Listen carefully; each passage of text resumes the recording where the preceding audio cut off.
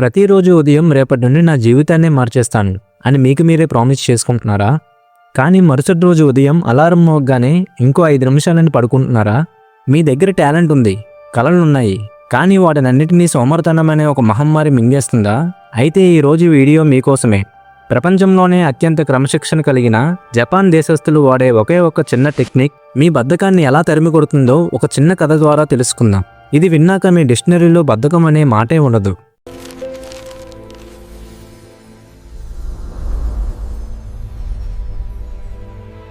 ఒక ఊరిలో కిరణ్ అనే యువకుడు ఉండేవాడు. కిరణ్కి చాలా పెద్ద ఆశయాలు ఉండేవి. గొప్పగా ఎదగాలి, సమాజంలో పేరు తెచ్చుకోవాలని అనుకునేవాడు. కానీ అతని దగ్గర ఉన్న ఒకే ఒక్క చెడ్డ అలవాటు బద్ధకం. ఏ పని మొదలుపెట్టినా రేపు చేద్దాంలే అనుకునేవాడు. పుస్తకం తీస్తే నిద్ర వచ్చేది, వర్కౌట్ చేద్దామని అనుకుంటే బద్ధకం వేసేది. ఇలా రోజులు గడిచిపోతున్నాయి తప్ప కిరణ్ జీవితంలో మార్పు మాత్రం రావడం లేదు. కిరణ్ తండ్రి ఒక రిటైర్డ్ టీచర్. తన కొడుకు ఇలా కాలాన్ని వృధా చేయడం చూసి ఆయన చాలా బాధపడేవారు. ఒకరోజు కిరణ్ తండ్రి దగ్గరికి ఆయన పాత మిత్రుడు ఒక ఆయన వచ్చాడు. ఆయన చాలా ఏళ్ళు జపాన్లో ఉండి తిరిగి వచ్చాడు. ఆయన పేరు సురేష్. సురేష్ గారిని చూడగానే కిరణ్కి ఒక రకమైన ఆశ్చర్యం కలిగింది. ఆయన వయసు 60 ఏళ్ళ పైనే ఉన్న ఒక 20 ఏళ్ల యువకుడి కంటే ఉత్సాహంగా చురుగ్గా పనులు చేస్తున్నారు. కిరణ్ మెల్లగా సురేష్ గారి దగ్గరికి వెళ్ళి అడిగాడు, అంకుల్, ఈ వయసులో కూడా మీరు ఎంత యాక్టివ్గా ఎలా ఉంటున్నారు? నాకిప్పుడే 25 ఏళ్ళు, కానీ ఏ పని చేయాలన్నా నీరసం, బద్ధకం వచ్చేస్తున్నాయి. నా వల్ల ఏమీ కాదనిపిస్తుంది అని తన బాధను చెప్పుకున్నాడు. సురేష్ గారు నవ్వి ఇలా అన్నారు, కిరణ్, అది నీ తప్పు కాదు. మన మెదడు ఎప్పుడూ సులభమైన పనులకే అలవాటు పడుతుంది. ఒక పెద్ద పనిని చూసినప్పుడు మన మెదడు భయపడుతుంది, అందుకే బద్ధకం పుడుతుంది. నేను జపాన్లో ఉన్నప్పుడు అక్కడ వాళ్ళు ఒక టెక్నిక్ వాడడం చూశాను. దాన్ని కైజన్ అంటారు. కిరణ్కి అర్థం కాలేదు. కైజన్ అంటే ఏమిటి అంకుల్ అని అడిగాడు. సురేష్ గారు వివరించారు, కైజన్ అంటే 1 మినిట్ ప్రిన్సిపల్. నువ్వు ఒక పనిని గంటల తరబడి చెయ్యాలనుకోకు. రోజుకు కేవలం 1 నిమిషం మాత్రమే ఆ పని చెయ్యి. ఉదాహరణకు నీకు చదవడం బద్ధకం అనుకో, రోజుకు 1 నిమిషం మాత్రమే పుస్తకం చదువు.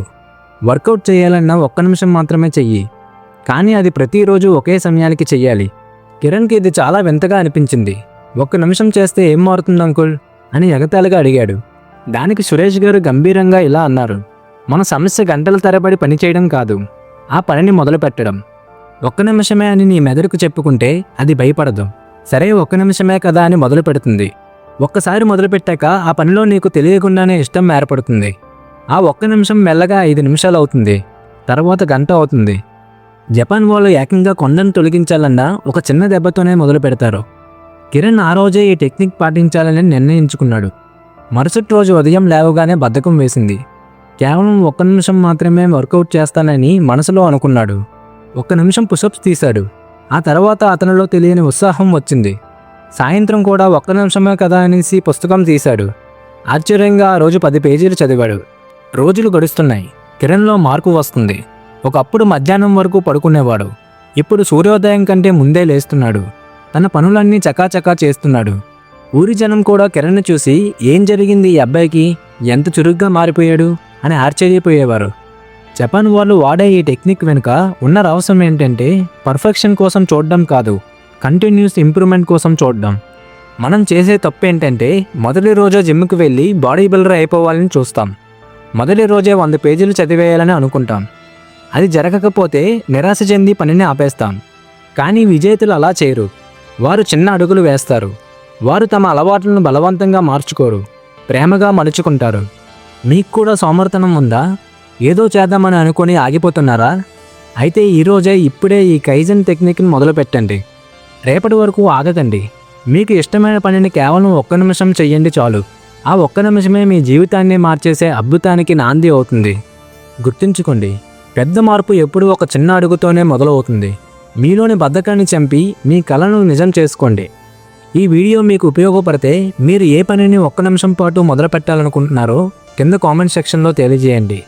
అలాగే ఈ వీడియోని మీ ఫ్రెండ్స్ అందరికీ షేర్ చేయండి. ఇలాంటి కథల కోసం మన ఛానల్ని సబ్స్క్రైబ్ చేసుకోండి.